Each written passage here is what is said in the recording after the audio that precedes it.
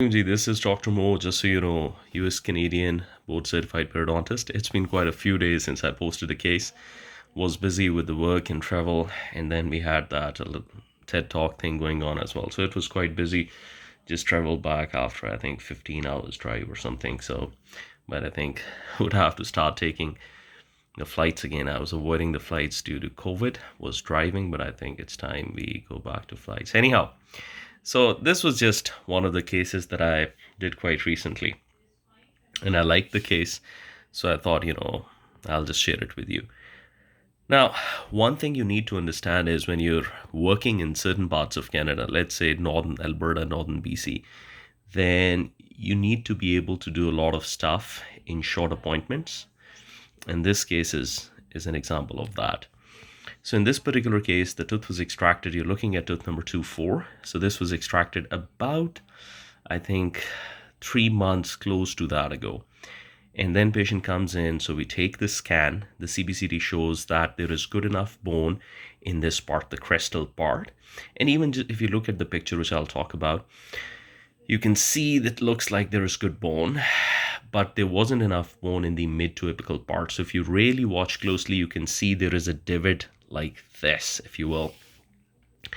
Now, if you look at the picture, we can see that the bone height is not bad for the adjacent teeth. We can see that, there is a little bit of bone, nice bone in the area, maybe a little bit of divot like this. You can see the indentation even going in this dimension. And then you can see the indentation, the bone loss, less than optimal bone in this direction as well. The keratinized tissue looks pretty good, especially if we work around with the flap and we do it right. We should be able to have good amount of keratinized tissue. This is pretty nice. So this is a nice picture. This is a good start. So what did we do?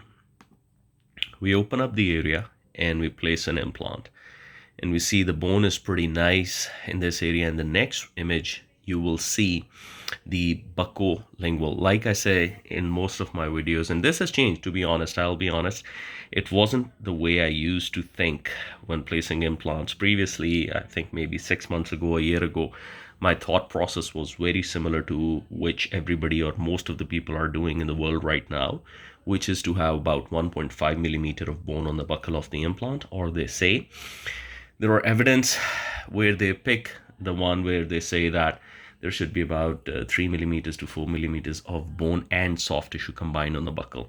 Me personally, now I try to have about at least 2 millimeters of bone, ideally between 2 to 4 millimeters of bone on the buccal of the implant. There is a symbiotic relationship between the bone and the soft tissue, but that's another story for another day. In this picture, you can see the implant has been placed. I wanted to show this picture for a specific reason, which is if you look at the angulation, like, it looks beautiful. It looks amazing. But on the other picture where you can see the bone on the buccal, it would look like as if the implant is too close to 2-3. So I wanted to show that the implant is placed perfectly, not a problem. And you can see the bone looks fine, not a problem, especially the crestal, although my watermark here doesn't show that much, but you'll see it in the next image. But basic idea, as you can see, the implant is coming out very nicely. These dots again on the buccal looks pretty good. Now let's look at the other image. This is the one I was talking about. Now if you watch this, you can easily see there is about 3 to 4 millimeters of bone on the buccal.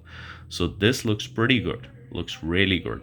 Also, if you watch this line, which is connecting the mid of the implant, so this looks where the implant, like, it's coming out very nicely. It makes me happy. But this image does not show one thing, which is the middle and the apical part of the implant. The image doesn't show that. So let's move on and see that.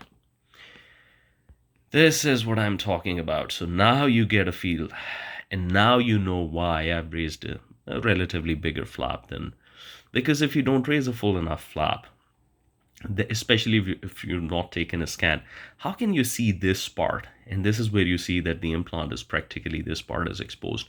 Now in this image, if you see, I've created some indentations already around the implant.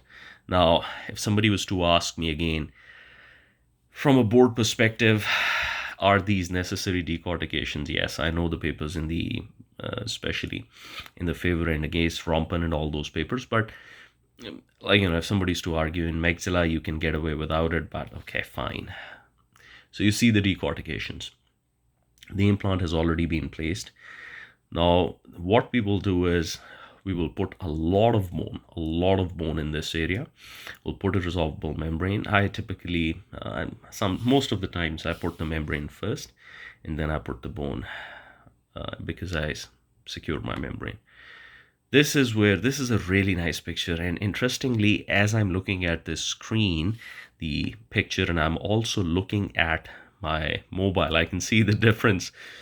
Like it's, I wish I could, show it to you. But anyhow, if you look at this thing first, look at the beauty of this thing. The periosteum is completely intact. It's beautiful.